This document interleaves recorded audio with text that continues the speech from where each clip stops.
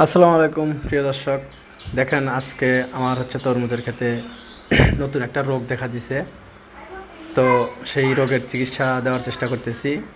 এই যে আমার দুই কাকা ওষুধের ট্যাঙ্কি নিয়ে যাচ্ছি, স্প্রে করে দিচ্ছি ওষুধগুলো।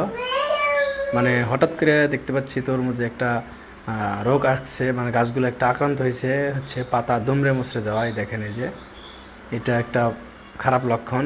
তো চেষ্টা করতেছি ভালো করার জন্য, ওষুধ নিয়ে আসছি, ওষুধগুলো স্প্রে করতেছে কাকা। দেখা যাক কি হয়, আশা করি রেজাল্ট ভালোই পাবো।